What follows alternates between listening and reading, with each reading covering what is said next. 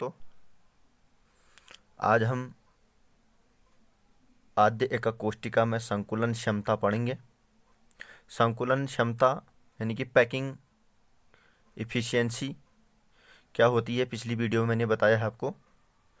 इस वीडियो में इसका एक डेरिवेशन हम पढ़ेंगे, संकुलन क्षमता को ज्ञात करना यानी कि पैकिंग इफिशियंसी।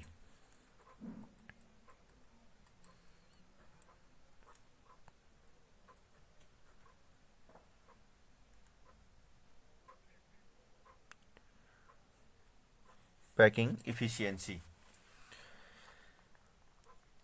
तो दोस्तों, सबसे पहले हमने ये घनी एकक कोष्टिका बनाई।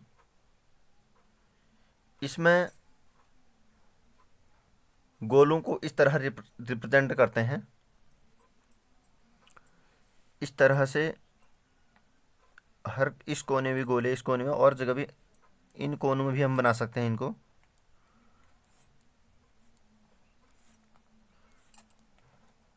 इस तरीके से सरल घनीय एकक कोष्टिका में घन के कोने पर उपस्थित गोले एक दूसरे का स्पर्श करते हैं, यानी कि घन में जो उपस्थित जो गोले हैं हमारे कोने पर, ये एक दूसरे को स्पर्श कर रहे हैं। और इस कण से इस कण की दूरी यानी कि घन के एक कोर की लंबाई ये a सेंटीमीटर। मैं यहाँ से इस तरीके से इसको रिप्रेजेंट कर देता हूँ।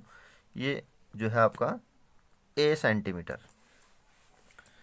अब इसमें हम ये लिखेंगे, एक सामान्य घनाभ एकक कोष्टिका में, एक सामान्य, इसको ध्यान से समझिएगा आप, बहुत ही इम्पोर्टेंट भी है।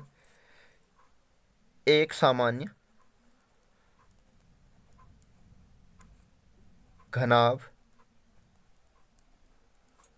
एकक कोष्टिका में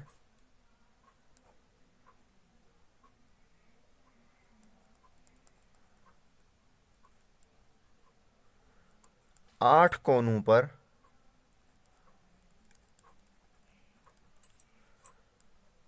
8 कण एक दूसरे को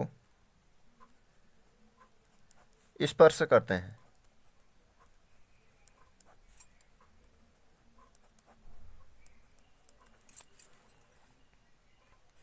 अब हम लिखेंगे, माना एकक कोष्टिका के कोर की लंबाई बराबर a सेंटीमीटर। हमने a सेंटीमीटर ये इसकी लंबाई मान ली।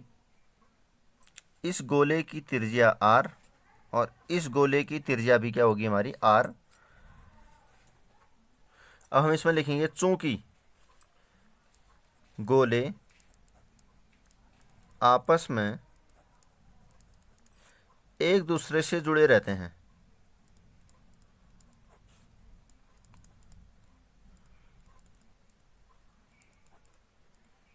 यहाँ पर ये दोनों गोले आपस में एक दूसरे से जुड़े रहते हैं। इसको केंद्र मान के हम यहाँ पर गोले खींचेंगे तो वो भी आपस में एक दूसरे से जुड़े रहते हैं। हमने एक साइड को बना दिया, एक साइड रिप्रेजेंट करने के लिए। हम इन गोलों को नहीं भी बनाते हैं तो फिर भी हम ये मानते हैं कि ये गोले जो हैं, यह यहाँ पर भी गोला है, यहाँ पर भी गोला है, इसकी त्रिज्या r है, इसकी त्रिज्या भी r है, और एक कोर की लंबाई घन के a सेंटीमीटर है। तो हम यहाँ पर चूँकि गोले आपस में एक दूसरे से जुड़े रहते हैं, अतः इसलिए a बराबर 2r हो गया। अब हम लिखेंगे गोले का आयतन। गोले का आयतन होता है 4/3 पाई r क्यूब।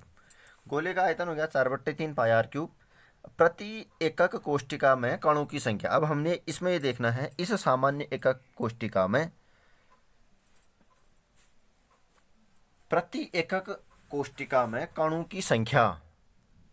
अब ये सामान्य एकक कोष्टिका है। सामान्य एकक कोष्टिका में जो कण होते हैं केवल कोने पर उपस्थित होते हैं, तो कोने पर कण का योगदान 1/8 का योगदान होता है। ये भी मैंने पिछली वीडियो में बता रखा है।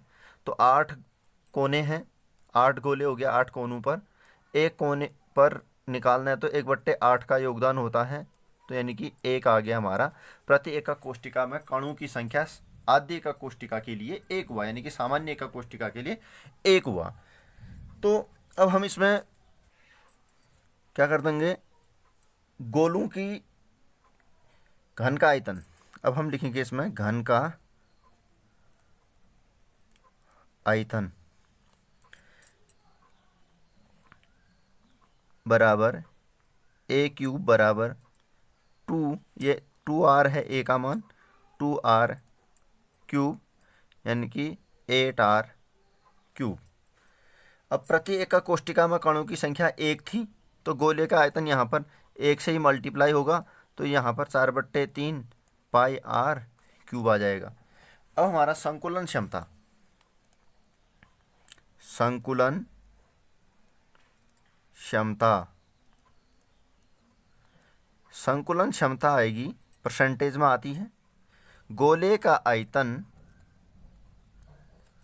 गोले का आयतन बट्टे घन का आयतन, घन का आयतन। अब गोले का आयतन इंटू 100, गोले का आयतन हमारा है 4/3 पाई आर क्यूब और घन का आयतन है 8r क्यूब इंटू 100 बराबर निकालेंगे।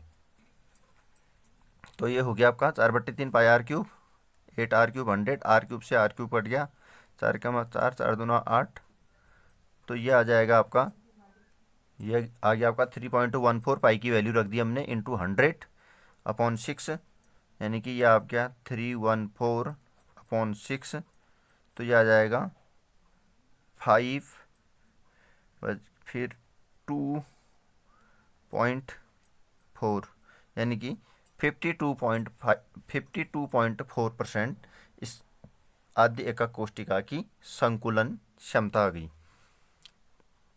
आशा है दोस्तों आपको ये वीडियो पसंद आई होगी, तो लाइक शेयर एंड सब्सक्राइब ज़रूर कीजिएगा।